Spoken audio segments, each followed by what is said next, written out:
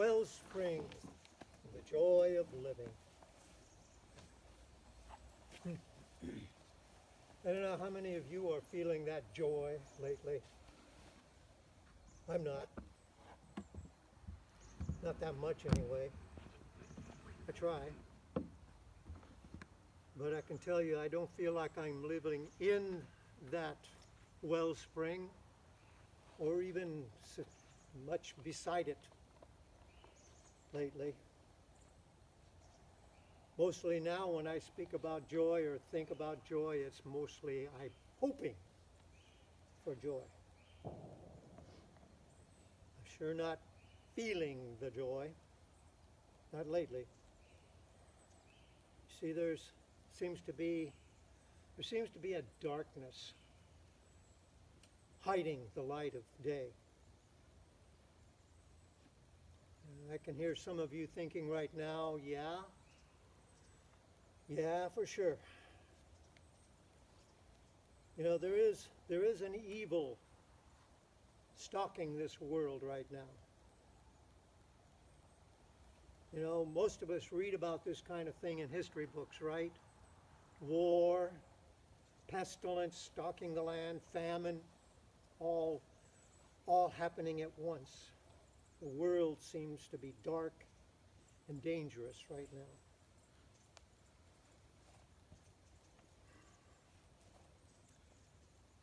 Today it's our world that's being stalked.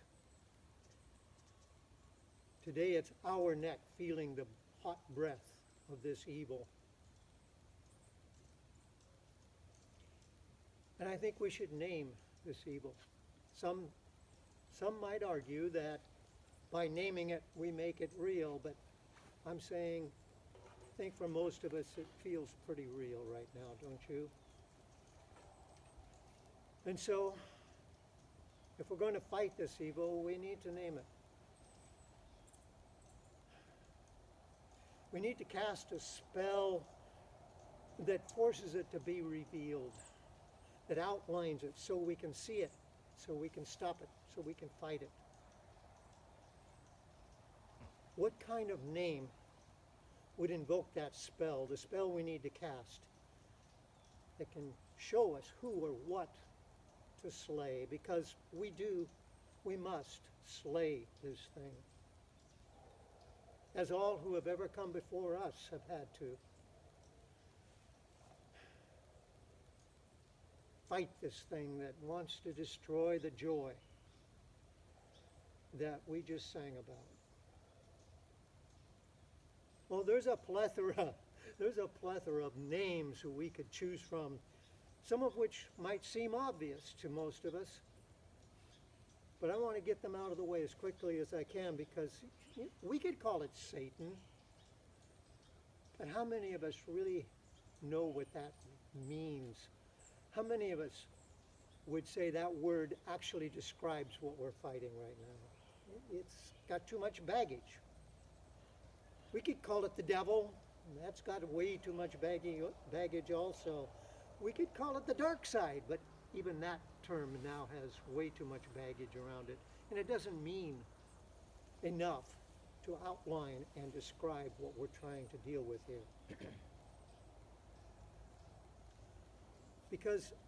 Partly because it also would allow us to project our responsibility for all of this onto a scapegoat.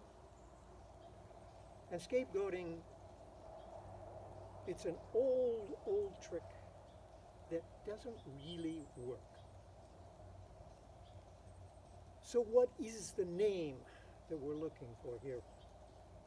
What is the term?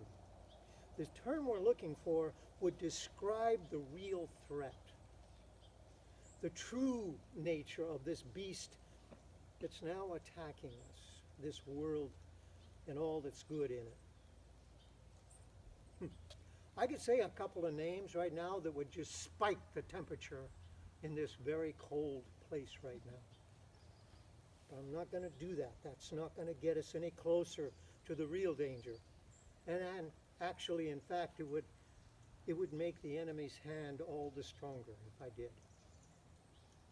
I think we need to look closer to home, closer to where we live in both senses of that term.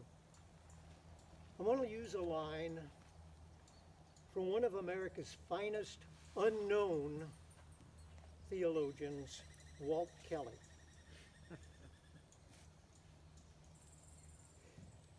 I'm old enough to remember Pogo. Walt Kelly created the cartoon Pogo. And Pogo famously said many years ago, "We have met the enemy, and the enemy is us." See, I think that probably the best way to describe what we're dealing with here is as an autoimmune disease, right? Where the body turns against itself. And the trigger for this disease is fear. And it turns the body against itself. Which part is turned against the other?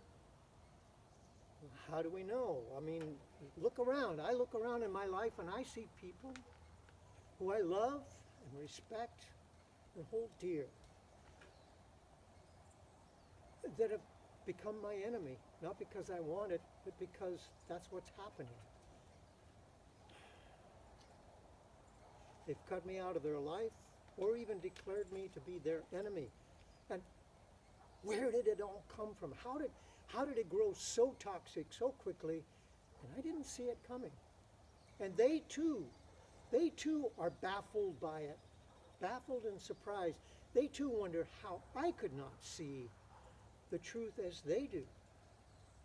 To them, it's all so clear and right, and I'm so wrong.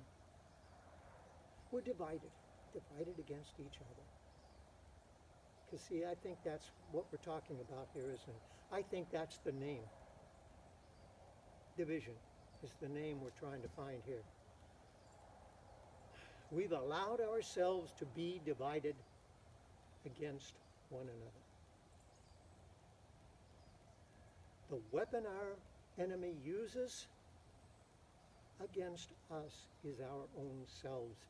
We are our enemy's weapon.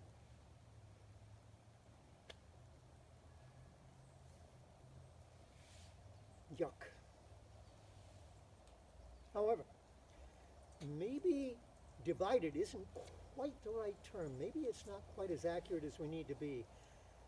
Maybe the term cut off is a more accurate, more defining term here. Cut off from the source of all harmony, the source of all civility, the source really of rationality itself. We're cut off from God. Because the way it is right now isn't rational, is it? It doesn't feel rational. That's the thing probably that keeps me awake at night the most, is the irrationality of so much of the behavior that I see in the world around me.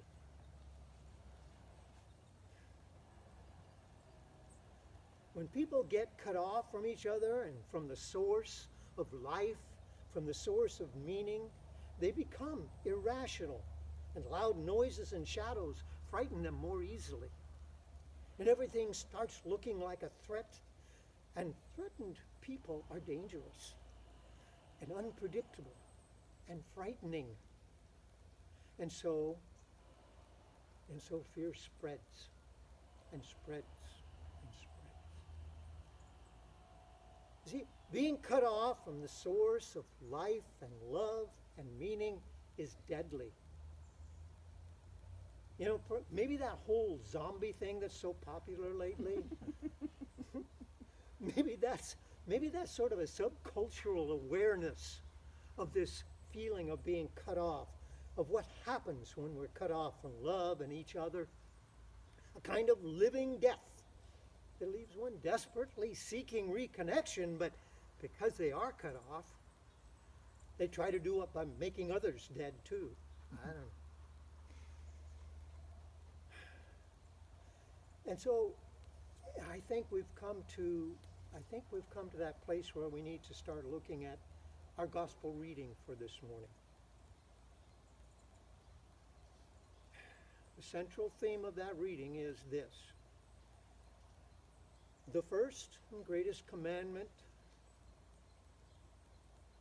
given by God, the one that embodies all of the other commandments, is to love God with all you are and all you have. And then the other half of that same commandment really is to love your neighbor and yourself the same.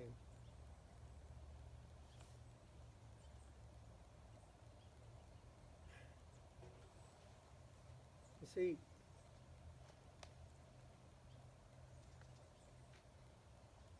love is how we stay connected. And it's the thing to which we must be connected. It's the source of our being. It's the source of our meaning. It's the source of anything that's good. Right? Being connected.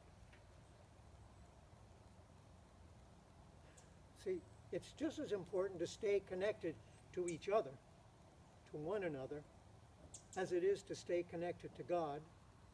You can't separate the two, and we should not try to separate those two things.